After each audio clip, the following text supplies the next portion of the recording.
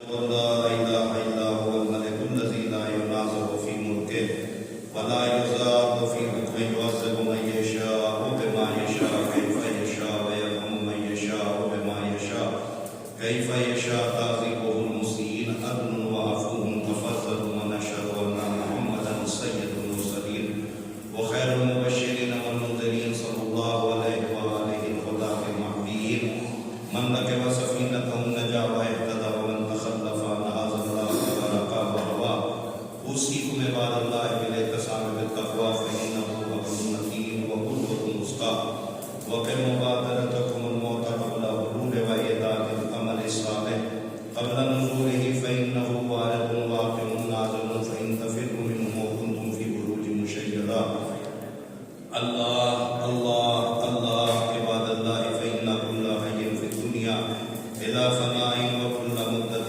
فيها إلى انتهاء فواجبا كيف هذه الغفلة وإنما نحن كرحم وقوف من أبناء السبيل سيضرب عليهم تبر الرحيل فيرتهلون عن قليل واسفا إلى متى تلك الردة ونحن في دار بالبلاء محفوفا وبالقدر معروفا لا يدوم أحوالها ولا يظلم النسال والعيش فيها مذموم والأمان فيها معدوم كيف لا تعتبرون وإخوانكم قد سلكوا في بطون البرزخ سبيلا وفقدت أسرارهم وأميت أخبارهم أمدا طويلا جيران لا يتناوصون وإحبام لا يتزاورون وغربتا من بين وحدتنا ومنزل وحشتنا ومهد حفرتنا ومفرج غربتنا ومصيبتا ما حصل الطلب وعبد السفر وأقل الزار وأنفسا إذا أسلمنا الأحباء إلى الملائكة الغلاظ الشداد وأرزنا إذا انقطع ذكرنا لخواطر الأحباء والأقرباء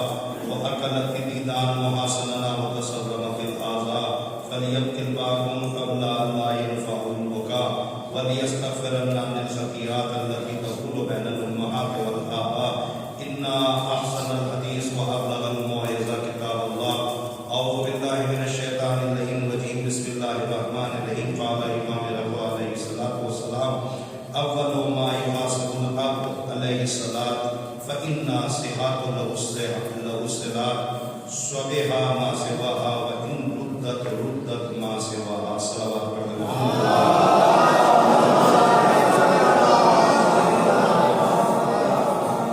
بزرگان عزیز برادران ملت خطبہ جمعہ اولا میں جس بات کی طرف آپ تمامی حضرات کو توجہ دلانی ہے وہ یہ ہے کہ اللہ نے ہمیں پیدا کیا ہے تاکہ ہم عبادت پروردگار کو انجام دیں اور اس عبادت پروردگار کو انجام دینے کے لیے اللہ نے ہماری ہدایت کے لیے نبیوں کا انتظام کیا اور نبیوں کے بعد اس نے نبوت کو سلسلہ امامت سے جوڑا اور اماموں کو بھی اس لیے بھیجا تاکہ ان کی زندگی ہمارے لیے مشعل راہ اسوہ حسنہ اور ان کا زندگی کا رموز اور ان کے زندگی کا جو طریقہ ہے ہمارے لیے نمونہ عمل بن سکے لہذا اسی حوالے سے یہ جو ایام چل رہے ہیں یہ ظاہر ہے کہ ہمارے اور آپ کے 11ویں امام حسن عسکری علیہ السلام ان کی ولادت کا سعادت کے ایام ہیں ہماری ذمہ داری ہے کہ ہم اپنے امام کی ولادت کو ایسے منائیں کہ دیکھنے والے کو یہ پتہ لگے کہ واقعاً یہ جب خوش ہوتے ہیں جب اہل بیت خوش ہو جائیں اور ان کی شہادت اور ان کی ایام شہادت پر ہم ایسے غمزدہ ہوں کہ دیکھنے والے کو یہ لگے کہ واقعاً اگر غمگین ہوتے ہیں یہ لوگ تو شہادت معصومین کے اوپر غمگین ہوتے ہیں چنانچہ اور صرف مرحلہ خوشی اور غم تک نہیں ہے صحیح طرز زندگی اور صحیح اسوہ عمل اگر کسی انسان سے مخصوص ہے تو یہ ہے کہ انسان جس کو مانتا ہے انسان اس کی کتنی مانتا ہے۔ اسی لیے ہمارے مذہب نے ماننے کے اوپر نہ ترجیح دی ہے نہ ماننے کے لیے کہا ہے۔ ہمارے مذہب نے اگر کوئی ترجیح دی ہے تو پہچاننے کے اوپر ترجیح دی ہے۔ من ماتا ولم یعرف امام زمانہ ماتا میتۃ جاہلیہ، جو انسان اپنے زمانے کے امام کو پہچانے بغیر مر جائے، مانے بغیر نہیں، کہ وہ کلمہ ہمیں یاد ہو کہ جو ہم نے بچپنے میں اپنی ماں کی گود میں سنا تھا کہ امام 12 ہے تو امام 12 ہو گئے، نہیں، امام فرماتے ہیں جو اپنے زمانے کے امام کو پہچانے بغیر مر جائے اس کی موت جاہلیت کی موت ہوگی۔ اس کا مطلب یہ ہے کہ اماموں کو ماننا کمال نہیں ہے، اماموں کو پہچاننا کمال ہے۔ پہچاننا الگ چیز ہوتی ہے، ماننا الگ چیز ہوتی ہے۔ امام 12 ہیں یہ سب مانتے ہیں، یہ ہمارا عقیدہ ہے، یہ اسلام کا اصول ہے جو کبھی نہیں بدلے گا۔ امام 12 ہیں تو 12 ہی رہیں گے، لیکن آیا امام کو پہچاننا کمال ہے کہ امام کو آپ کتنا درک کر سکتے ہیں، یہ اپنے اپنی عقل اور اپنے اپنے زاویے کے اعتبار سے انسان کے اوپر منحصر ہوتا ہے۔ جس کی جتنی عقل ہوتی ہے، جس کے پاس جتنا علم ہوتا ہے، وہ اپنے امام کو اتنا ہی زیادہ مانتا ہوگا، اور صرف مانتا ہی نہیں ہوگا بلکہ پہچانتا ہوگا۔ اور جتنا انسان کی عقل میں نشو و نما، جتنی انسان کی عقل میں گنجائش بڑھتی چلی جائے گی، اتنا وہ اپنے زمانے کے امام کو پہچانتا چلا جائے گا۔ جب امام کو وہ پہچان لے گا تو ظاہر ہے کہ جب وہ پہچانے گا تو ان کی تعلیم کو پڑھے گا، ان کی زندگی کو پڑھے گا۔ جب ان کی زندگی کو پڑھے گا تو اسے ملے گا بھی کہ امام جو ہے وہ کیسے نماز پڑھتے تھے، کیسے روزہ رکھتے تھے، امام کیسے اپنے گھر کے اندر رہتے تھے، امام کیسے اپنے بچوں سے پیش آتے تھے، امام کیسے اپنے گھر والی سے پیش آتے تھے، امام کیسے اپنے پڑوسیوں کے ساتھ برتاؤ کرتے تھے۔ یہ کب سمجھ میں آئے گا ہمارے؟ جب ہم اپنے امام کو پہچاننے کی کوشش کریں گے۔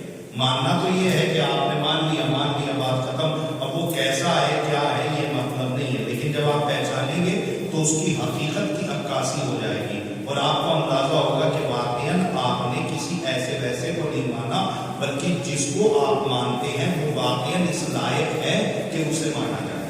یہ کب معلوم ہوگا؟ جب آپ اس کی طرز زندگی میں گزریں گے۔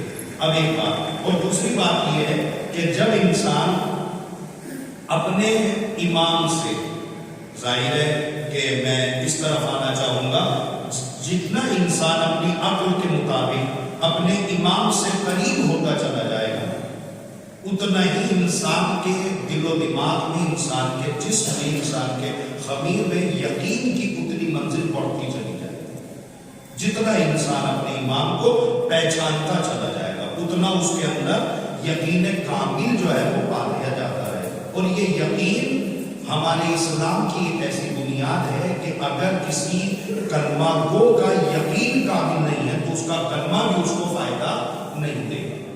یقین ایک بہت بڑی چیز ہے۔ یقین یہ ہے کہ جس کو آپ مان رہے ہیں اس کو آپ کتنا مانتے ہیں۔ یقین یہ ہے کہ جس کا آپ کلمہ پڑھتے ہیں اس کو آپ کتنا مانتے ہیں۔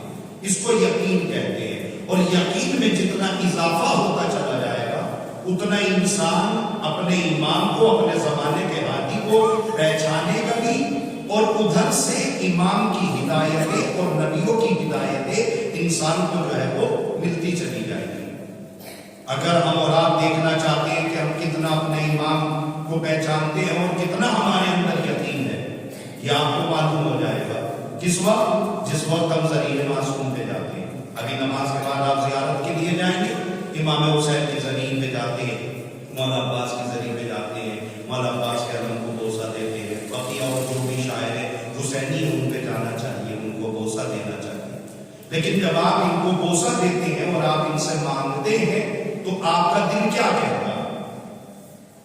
یہ ہے یقین۔ جس وقت آپ اپنے امام سے لو لگا کے مانگتے ہیں، جس وقت آپ اپنے پروردگار سے لو لگا کے نماز کے بعد مانگتے ہیں، آیا اس وقت آپ کا کتنا یقین ہوتا ہے اس اللہ کے اوپر، اس زری کے اوپر جس زری کو آپ چومنے کے لیے، مس کرنے کے لیے گئے۔ ایک طرف تو آپ کہہ رہے ہیں کہ پروردگار تو پہلے 4 دفعہ سنی، مجھے دولت دے دے، ثروت دے دے، اقتدار دے دے، باقی اپنی اپنی مراد ہر ایک انسان مانگتا ہے. آیا جس وقت آپ زبان سے یہ دعا مانگ رہے ہیں اس وقت آپ کا یقین کیا کہتا ہے کہ کس سے مانگ رہے ہیں, کیا کہہ رہے ہیں. آیا جس وقت انسان اپنے لبوں کو ہلا رہا ہے اس وقت آپ کا یقین کیا کہہ رہا ہے. اور اس یقین کے اوپر جتنا انسان معتبر ہوتا چلا جائے گا عطائے پروردگار اس کو اتنی ملتی چلی جائے گی. لہذا کوئی صاحب یہ نہ کہے اللہ ہماری نہیں سنتا.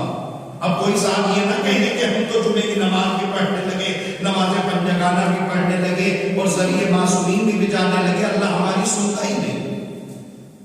یہ الگ لفظ ہے کہ نماز پنجگانہ پڑھنا یہ ضروری ہے, واجب ہے. اگر آپ نہیں پڑھیں گے تو آپ سے مواخذہ کیا جائے گا اور آپ کے اوپر ڈنڈے پڑیں گے, یہ ایک الگ بات. لیکن اس کا مطلب یہ نہیں ہے کہ آپ نے نماز رسول پڑھی تو آپ جو بھی مانگیں گے وہ مل جائے گا. آپ اگر جمعے کی نماز پڑھنے کے لیے آئے ہیں تو آپ جو بھی مانگیں گے وہ آپ کو مل جائے گا. یہ جو نمازیں ہوتی ہیں چاہے وہ صبح کی نماز ہو, ظہرین کی نماز ہو, مغربین کی نماز ہو, جمعے کی نماز ہو, عیدین کی نماز ہو, نماز میت ہو, نماز جنازہ ہو, یہ جتنے بھی نمازیں اسلام میں رکھی گئی ہیں وہ صرف اس لیے نہیں رکھی گئی ہے کہ ان کو پڑھنے کے بعد تم اپنے اللہ سے مانگنے لگو. یہ اس لیے رکھی گئی ہے تاکہ اس کے ذریعے سے تمہارا یقین کامل بنتا چلا جائے. نماز صبح پڑھو اپنا یقین مضبوط کرو, ظہرین کی نماز پڑھو اپنا یقین مضبوط کرو. اور جب انسان یقین کامل کی طرف متوجہ ہو جائے گا تب وہ انسان اتنا معتبر ہو جائے گا کہ جو کہے گا وہ ہو جائے گا. ہم جو مانگتے ہیں کتنا یقین ہوتا ہے اس کے لیے تو آپ صرف اور صرف اتنا جانتے ہوں گے کہ بس ہمیں تو اتنا یقین ہے کہ مولا سے مانگ رہے, دے دیا 100 بٹر, نہیں دے دیا تو کوئی بات نہیں پھر مانگیں گے. یہ جو مانگنا ہے, یہ جو ہم بار بار مانگ رہے ہیں, جو ہم بار بار مانگ رہے ہیں اور ادھر سے عطا نہیں ہو رہی ہے, تو آپ کیا سوچ رہے ہیں سامنے والا دے نہیں رہا ہے, سامنے والا دینے کے لیے تیار نہیں ہے. نہیں, وہ تو کہتا ہے کہ مجھ سے مانگو اس لیے کہ میں تمہاری دعاؤں کو سنتا ہوں, میرے قریب تو آؤ, مجھ سے باتیں تو کرو, مجھ سے مناجات تو کرو, میرے سے بولو تو صحیح, میرے سے اپنی پریشانیوں کو بیان تو کرو. میں سننے کے لیے تیار ہوں, میں دینے کے لیے تیار ہوں. اس کا مطلب یہ ہے کہ اللہ اور آل محمد دینے کے لیے تیار ہے, کہیں نہ کہیں کبھی مانگنے میں ہو رہی ہے. اور اس مانگنے کا نام ہے ہمارے یقین میں کمزوری کا ہونا. جب ہمارے یقین کو کمزوری نہیں ملے گی, ہمارے یقین کو پختگی مل جائے گی, جب ہمارا یقین اس لائق ہو جائے گا تو پھر آپ دور نہ جائیے. اگر انسان کا یقین کامل اپنے اللہ پہ ہو جائے تو وہ اپنے زمانے کا چاہے ابراہیم ہو, اگر آگ میں بھی ڈالا جائے گا تو آگ گزار بن جائے گا. یہ کیا ہے؟ یہ یقین کامل ہے جو کام کر پا رہا. اگر انسان کا اپنے اللہ کے اوپر یقین کامل ہو جائے تو اپنے زمانے کے موسیٰ یہ سمجھ کر دریا میں قدم رکھیں گے کہ دریا ہے, لیکن یقین کامل اتنا اعتبار پروردگار پر ہوگا کہ وہ پانی زمین کے مثل بن جائے گا. یہ کب ہوگا؟ یہ جب ہوگا جب انسان یقین کامل رکھتا ہو جس سے آپ مانگ رہے ہیں. آپ دیکھ لیجیے یہ جو نماز ہے جو ابھی ہم لوگ پڑھنے کے لیے تیار ہے, ابھی ہم پڑھیں گے, یہ جو آپ کو کہا جا رہا ہے کہ رکوع میں کہیے سبحان ربی العظیم و بحمدہ, سجدے میں کہیے سبحان ربی الاعلی و بحمدہ, یہ بار بار تم سے کیوں کہلایا جا رہا ہے کہ کہو عظیم و بحمدہ, کہو اعلی و بحمدہ. یہ اس لیے کہلایا جا رہا ہے کہ چونکہ تمہیں اس نماز کے بعد دعا مانگنی ہے, لہذا تم سے اقرار کرایا جا رہا ہے کہ کائنات میں عظیم ہے تو وہ پروردگار ہے, اعلیٰ ہے تو وہ پروردگار ہے. جب تم اپنی زبان سے اقرار کر چکے ہو کہ عظیم بھی وہی ہے, اعلیٰ بھی وہی ہے, جب تم اپنی زبان سے اقرار کر چکے ہو, اب اپنے یقین کو تھوڑا سا بلند کرو, اب اپنی مرادیں مانگو. اور اس عظیم و بحمدہ اور اعلیٰ و بحمدہ کے درمیان اگر کوئی چیز ہے, آپ نماز میں پڑھتے ہیں, عظیم و بحمدہ اور اعلیٰ و بحمدہ کے درمیان اگر کوئی چیز ہے تو وہ ہے صرف اور صرف استغفار. یہی تو ہے سبحان ربی الاعلی و بحمدہ.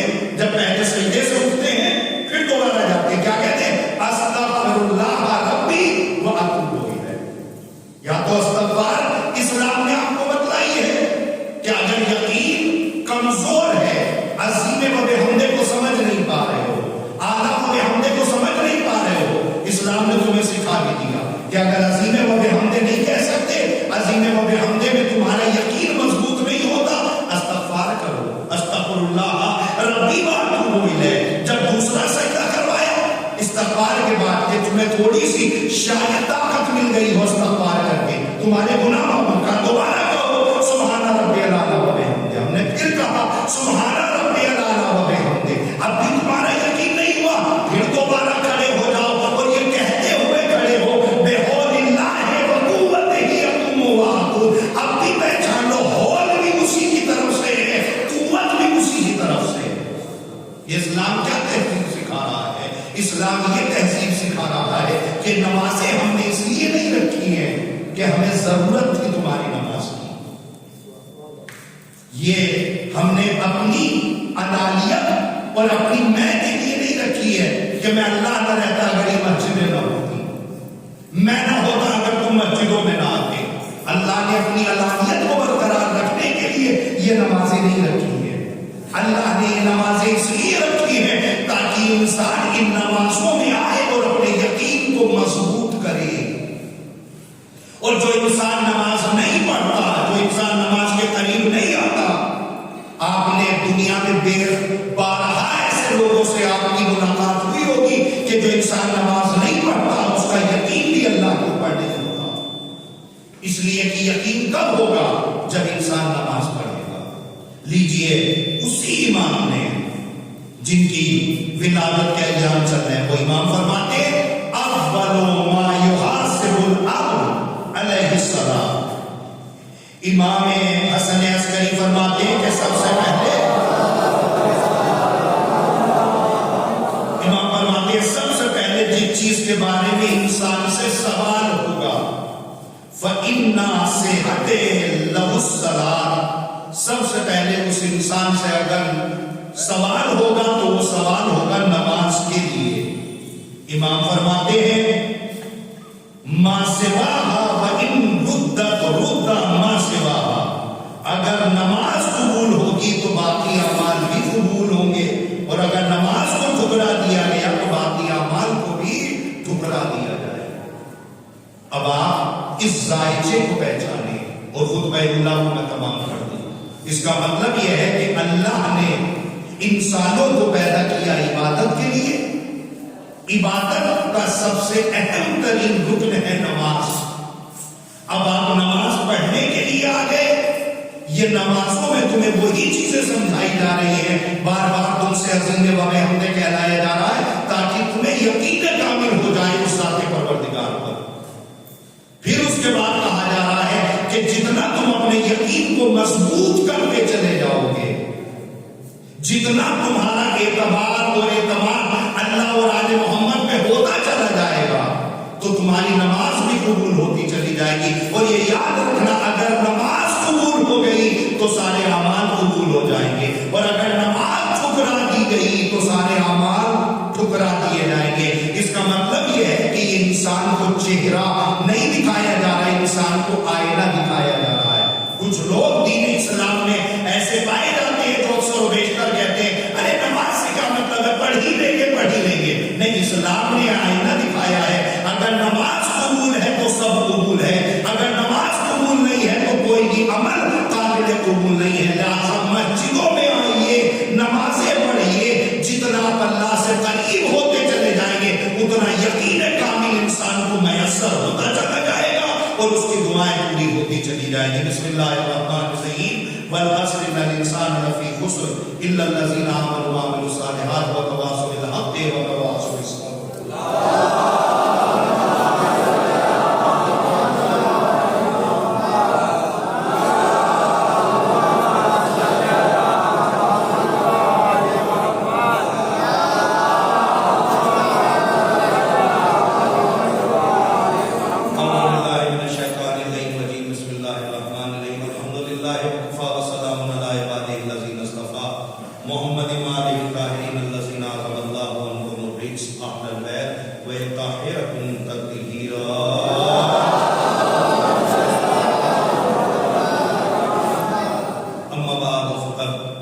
تو بزرگان عزیز اور برادران ملت، جتنا انسان کا اس پروردگار کے اوپر یقین کامل ہوگا، اتنا ہی انسان اپنے اللہ سے قریب ہوتا چلا جائے گا۔ یہی وجہ ہے کہ جب پوچھا گیا پیغمبر اسلام سے کہ یا رسول اللہ، آپ کو پتا ہے کہ جناب موسیٰ نے عصا مارا اور دریا راستہ بن گیا۔ پیغمبر اسلام نے کہا کہ میں نے سنا نہیں، میں نے دیکھا، لیکن ایک بات بتاؤں، اگر موسیٰ کا یقین اور زیادہ کامل ہوتا تو ہواؤں کے دوش کے اوپر سفر کرتا۔ اس کا مطلب یہ ہے کہ انسان کا یقین کتنا اہم ہے اسلام میں، وہ زیادہ چیز ہے۔ ہم ساری چیزیں کرتے ہیں، اور ایسا نہیں کہ میں الگ ہوں آپ سے، نہیں، میں بھی آپ ہی کی برادری کا آدمی ہوں۔ جتنی سوچ اور جتنی فکر آپ کی ہے، اتنی ہی سوچ اور فکر ہو سکتا ہے، اس سے کم فکر ہماری ہے۔ انسان کو یقین ہونا چاہیے جس کی وہ عبادت کرتا، جس سے وہ مانگ رہا ہے، اور جتنا انسان کا یقین ہوتا چلا جائے گا، اتنا عطائے پروردگار اس کو ملتی چلے گی۔ آپ کا بارہا ایسے لوگوں سے بھی پالا پڑتا ہوگا کہ جو کبھی نماز میں نہیں آتے، لیکن جب انہیں پریشانی مبتلا ہوتی ہے تو فوراً مسجد کا رخ کر لیتے ہیں، اور مسجد کا رخ کرنے کے بعد مسجد والوں کو پتہ لگ جاتا ہے کہ ان کی کوئی پریشانی ہے، کوئی مسجد دکھے۔ اس کا مطلب یہ ہے کہ یہ جو بہانے سے اور پریشانی میں مبتلا ہو کے یہ بیچارہ مسجد آیا ہے، اس کا مطلب یہ ہے کہ اس کو اپنے اللہ کے اوپر مکمل اعتماد اس وقت تک نہ تھا جب یہ باہر کی زندگی میں سانس لے رہا تھا۔ جب یہ پریشانیوں میں گرا تو اسے اس اللہ کے اوپر یقین ہوا کہ اب اگر کوئی طاقت ہے تو بچا سکتی ہے، تو وہی ذات پروردگار۔ یہ بھی ایک یقین کی منزل ہے۔ اور میرے عزیزو، ایک بات میں معذرت کے ساتھ یہ کہنا چاہتا ہوں کہ ہماری سوسائٹی میں اور ہمارے کلچر میں اور ہمارے ماحول میں کچھ ایسے نمازی بھی پائے جاتے ہیں کہ اگر کوئی بیچارہ بے نمازی آنا بھی چاہے تو یہ نمازی اسے آنے نہیں دے۔ یہ معذرت کے ساتھ یہ جملہ درمیان میں آ گیا تو کہہ دے گا، بیچارہ اگر کوئی بے نمازی بیچارہ مسجد میں آ کے نماز بھی پڑھنا چاہے تو یہ نمازی آنے نہیں دیتے۔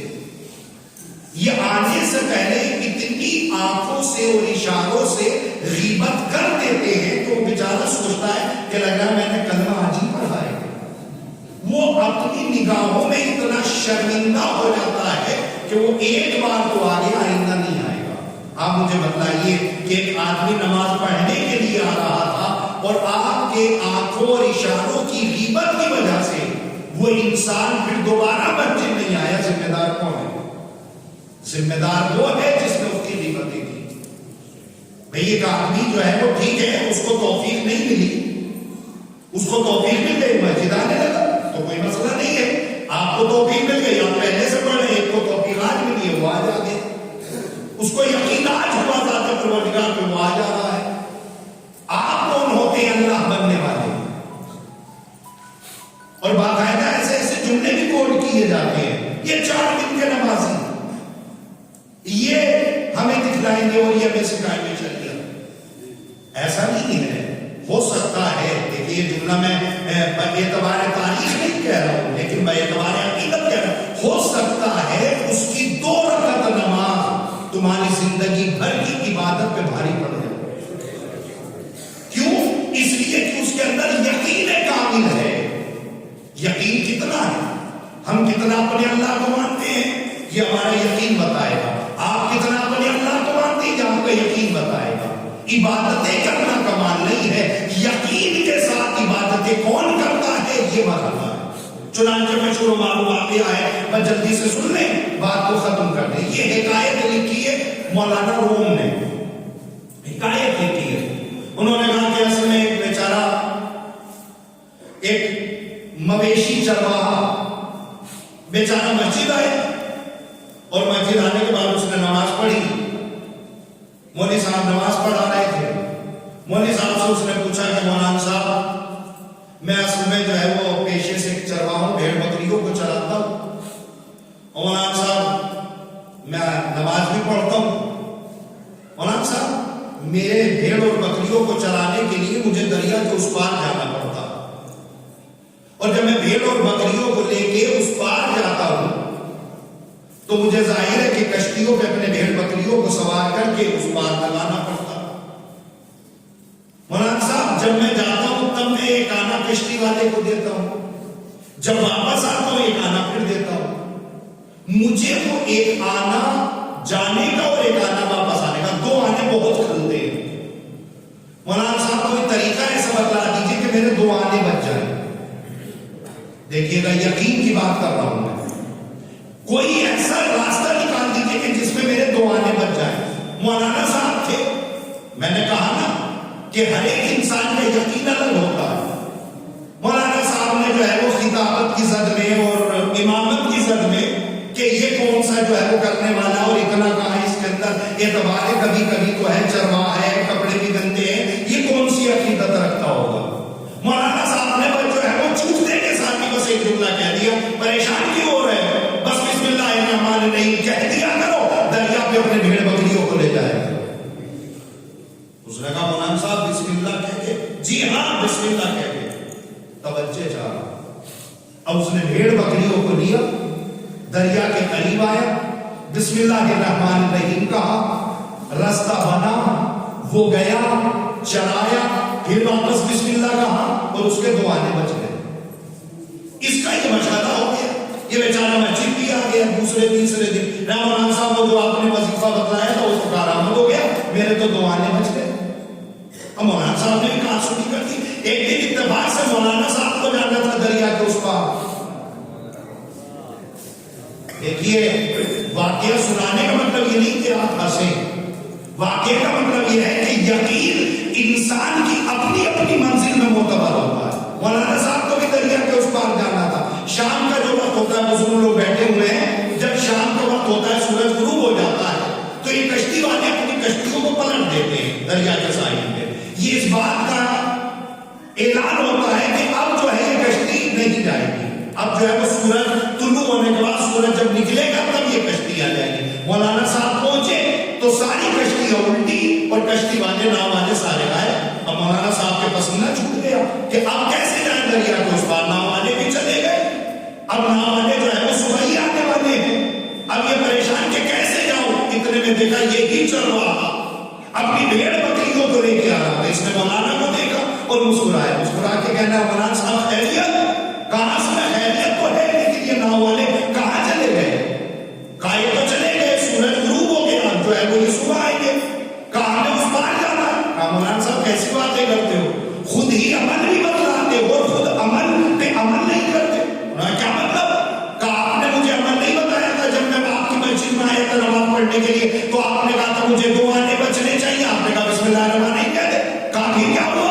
کہا میں تو بسم اللہ الرحمن الرحیم کہتا ہوں اس دن سے اور آج تک یہ عمل انجام دے رہا ہوں. آئیے چلیے بسم اللہ الرحمن الرحیم. جیسے بسم اللہ الرحمن الرحیم کہا کہ چلوائے میں راستہ بنا, اپنے بھیڑ بکریوں کو لے کے چلا. مولانا صاحب نے بھی جسارت کر کے بسم اللہ الرحمن الرحیم کا دریا میں قدم رکھا. دھیرے دھیرے پانی بڑھا. مولانا صاحب ڈوبنے والے تھے. اب جیسے ڈوبنے لگے مولانا صاحب نے چلایا کوئی مجھے بچائے. چرواہا تھا سمجھ گیا اور مولانا صاحب کو کسی طریقے سے ساحل کے کنارے لگائے اور ساحل کے کنارے لگا کے کہنے لگا مولانا صاحب ایک بات نہیں بتلائی, عمل تو آپ ہی نے بتایا تھا کہ اگر بسم اللہ الرحمن الرحیم کو ایک بار پڑھتے تو وہ جو ہے وہ ناؤ کے اوپر سے ایسے گزر جاتا اور آپ ڈوبتے جا رہے تھے. مولانا صاحب نکلے ہیں پانی سے, پسینہ پہنچ کے کہتے ہیں کہ اگر انسان کا یقین کامل اپنے پروردگار پر ہو جائے تو یہ بسم اللہ الرحمن الرحیم اس کی ساری پریشانیوں کا حل ہے. لیکن مرحلہ یہ ہے کہ ہم جتنی بھی عبادتیں کرتے ہیں عبادتیں عادت بنا کے کرتے ہیں, عبادت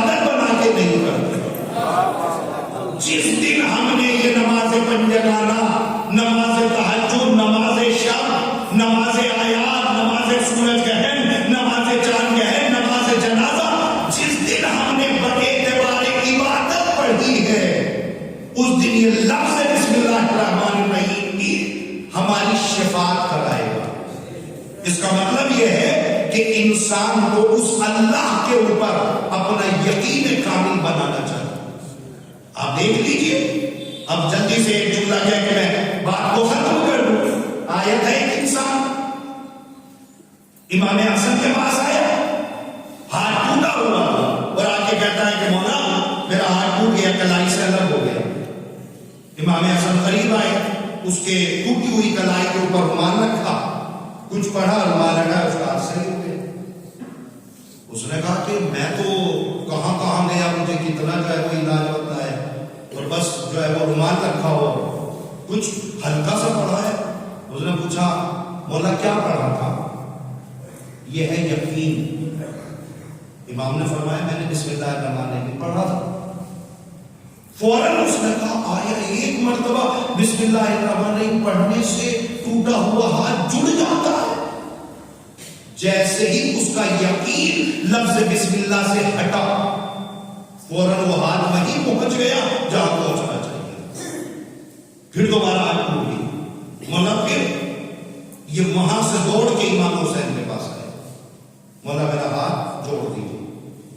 امام حسین نے بھی وہی طریقہ اختیار کیا، رومال ڈالا، پڑھا، ہاتھ صحیح ہو گیا۔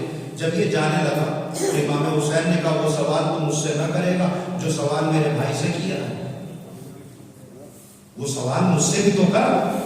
کہتا ہے مولا ایک مرتبہ شک کے دائرے میں ہاتھ دھو بیٹھا ہوں، اب دوبارہ شک کے دائرے میں جا کے یہ ہاتھ میں گوانا نہیں چاہتا۔ اس کا مطلب یہ ہے کہ انسان کو اگر اعتبار کسی بھی چیز کے اوپر یقین کامل بن جائے، انسان کا یقین مضبوط ہو جائے، انسان کا یقین باعتبار یقین کامل بن جائے، تو ایک لفظ بسم اللہ بھی انسان کی زندگی کو سنوار سکتا ہے۔ اور اگر انسان کا یقین ہی نہ ہو کسی چیز کے اوپر تو معاف کیجئے گا، کرتے رہیے عبادتیں، پڑھتے رہیے نمازیں، پڑھتے رہیے قرآن مجید، جب تک اعتبار نہ ہو۔